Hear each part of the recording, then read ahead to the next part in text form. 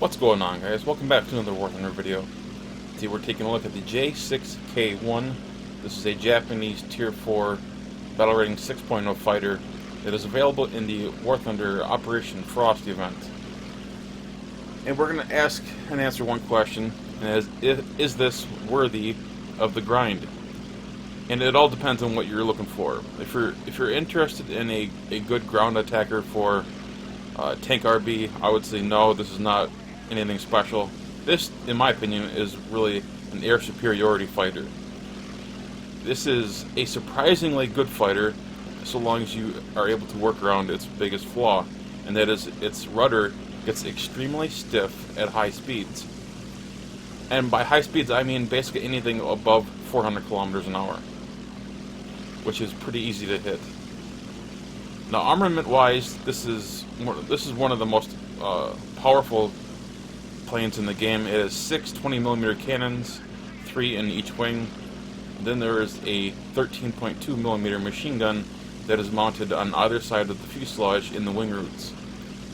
And as you can take a look in the upper left-hand corner, you have 1,200 rounds of cannon ammunition and 400 rounds of machine gun ammunition, which means you have a lot of ammo. And this was quite literally my first match in the J6. We're going to see what it can do from mobility-wise, because I had no idea how it could pull, how it could turn, what kind of energy retention it had, and it's actually pretty decent. Got a Tempest Mark V here that I'm engaging, and I'm just happy to see that I'm engaging something other than an A2D, because that is predominantly what you will find at battle rating 6.0. So many bombers and heavy attackers. I did a good job of staying out of his guns, but getting my guns on target is going to become the next problem, because again, it's that rudder that really gets stiff at these speeds. So getting your indicator on where you want it it's kind of challenging. The game just does not want to line it up for me. But as you can see, once you connect those 6 20mm, they do ignite a fire pretty nicely. We have some Swedish aircraft in here. I have yet to fight one of those with this, or any other plane. I haven't been playing ARB.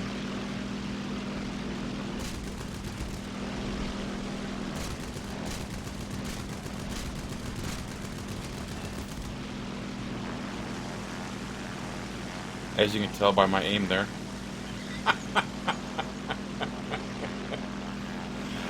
The easiest shots in the world that I can have, and I just completely whiff. Come on, plane. I just whiff. So many of those shots. I wish I could say that it's all the plane, but it's not. It's a lot to do with me, but it's a lot to do with also the rudder. The rudder on this is pretty awful at speeds. It reminds me of the LA9 as well as the P-51 D20. So the Tempest, which I initially set on fire, he goes down eventually from a friendly. P-51 eventually goes down, and so there's my 2 kills. This battle would go on for quite a while because people just seem to run away and climb and do kind of foolish things. But for my first battle, it actually went pretty well. It allowed me to see what kind of turn rate this thing had, and it actually does work pretty well. Now, the guns do actually work well sometimes. Here's an engagement I had with an LA9 who really wasn't sure what to do, as he probably wasn't sure what the heck I was. This is a new plane. And as you'll see here in just a second, the guns actually do work. It's just a matter of getting all of them to hit the target at the same time. And sometimes that just doesn't always work. Now, one of the issues that the plane has is that you're going to encounter bombers all the time. And what I have found is that the engine is not very well protected. Given the population of bombers being so high as it is at this tier, and some of them having lots of either machine guns or even 20 mils, for backgunners, you're going to want to engage them from a distance if at all possible. So what I would do is I would start spraying at around a kilometer or a kilometer and a half and see what you can do. You get tons of ammunition, and if you hit, you get a nice little fire, peel off, and let them burn down. Or look on as your teammate snakes the kill. Whichever works. Anyway, in this next clip, we have a match against some very formidable opponents. This is an A2D, and this guy would make multiple runs at me all match long. He and I would go back and forth for like 15 minutes, no joke. He would make repeated passes at me, trying to engage me in head-ons. He would try to energy trap me, and I have to give this guy credit. He was very disciplined in his attacks. He wouldn't make those runs and just immediately turn. He wouldn't loop underneath you. He would just continue on. He would extend away, and in this case, he makes a run towards Willard, which is fine with me because I know Willard's good enough to avoid him. Willard's one of the better pilots in the game, and so we're going to use him to our advantage and win this battle. What you may have noticed is the enemy team has climbed. They have Spitfires, P-51s, Bearcats, all sorts of very potentially powerful aircraft. But those planes need altitude in order to do well, and they're about to give up some of that altitude. Just extending away, seeing where people are, and there they go. They're starting to give up their altitude, and now it's time for me to turn back and try to pick one of them off. The question is, which one can I go for? Got the Spitfire coming around in the back. We got this P-51 right here in the middle. He makes a run at an opponent, right at one of my teammates. I pilot snipe him, and I extend away. Try and stay fast. Turn away from Willard. Make the opponents choose someone to go after. And then we can just kind of pick them apart one after the other. Question is, who wants to go for me? A2D is going up. 51's coming in my direction. We're going to get him into a turn. We're going to see how well the P-51H can turn compared to this. Not bad, actually. But I can't get its guns on me. And so he flies away. Probably the right move. Bearcat's engaged with Willard. A2D is still hanging around. Willard comes down on top of the Bearcat, so I avoid that whole engagement so that I do not accidentally ram or shoot Willard. And I see behind me the A2D is making another run on me. We'll pop flaps again, just to get a little bit of an additional turn. A2D finally gives up some altitude and flies away. Checking our 6, our tail is clear. Got the P-51. F-8F is going down. Well done, Willard. The A2D is doing what it does best, and it's flying away at a very rapid clip. There is absolutely nothing I can do to catch him at this point. P-51 is fast on the deck. I'm not really in a hurry to go after him. After all, we have multiple friendlies down there on him. There's no sense in me giving up my altitude when my teammates clearly have that situation under hand. Look around, here comes the A2D, yet again. This was the story of this battle, basically. It's me versus this A2D. He would make repeated attempts. And that time he got close, and I would spray at this guy a few times, but I just could not seem to get my guns on target. He did eventually get killed by Willard. We ended up winning that battle after a B-29 crashed at the end. But this last clip, I think this is one of the most fun engagements that I've had in a while.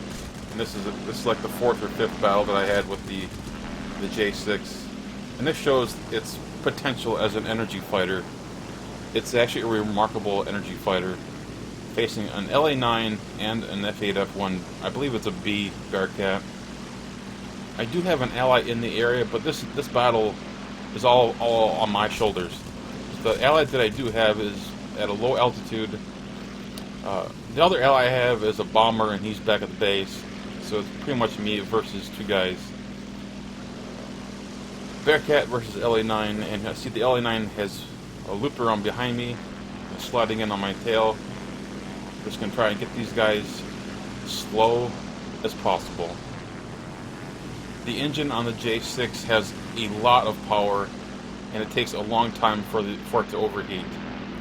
The only time I've had it overheat, or even come close rather, is when I was trying to pursue a B-29 at about 8 kilometers. The high altitude performance of the engine is not amazing. This LA9 pilot, man, he's so determined. I love it. The Bearcat, on the other hand, he's so slow. He's almost stationary in mid-flight there. So we're going to try to pop him. I'm able to finally get guns on target eventually. Take him out. Locate the LA9. He comes in again, so I pitch up to try and stay out of his guns.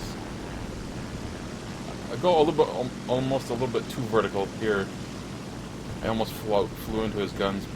We use our combat flaps to gain a little bit of additional lift. Switch to landing. Back to our raised position. We come down on top of him. So far we've been able to stay out of his guns, but actually getting our guns on him is going to be the most difficult part now. Because again, my aim is not the greatest yet. Yeah, it never was. And the rudder, you can see I'm fighting it every time I get to where I want it, he moves. And so fighting this guy is actually more challenging than it would be in a lot of other vehicles. Remember, we're traveling at over 600 kilometers an hour. The rudder locks up at around 400, give or take. The LA9, you know what, bless his heart, he's not giving up. He just doesn't have a whole lot of energy left. As he's been very aggressive in some of his maneuvers. You know, in retrospect, I may have been able to get a kill shot on this guy earlier if I had dropped my throttle to 0. But at the same time, I'm not certain of it. Because this guy has been extremely aggressive, and it's that aggressive nature that has made me want to push my engine as hard as it possibly can so that I can keep that energy advantage and stay out of his guns. It's really debatable as to what the right approach would have been, but in the end it all works out. We're able to drop down on this guy, and he's nice and slow with the kill shot. If you put this plane in the hands of a really good pilot, there's no doubt in my mind that he'll clean up. It is a really good plane as long as you can work around those issues with the rudder being so stiff. You get tons of ammunition. The engine is incredibly powerful. It doesn't bleed a lot of speed. It's an incredible energy fighter. That being said, don't go too far out of your way to grind this vehicle in the event. ARB at battle rating 6.0 just is not what it used to be. Too many bombers and attackers these days. The occasional dogfights are really fun though, and this thing does handle itself pretty well there.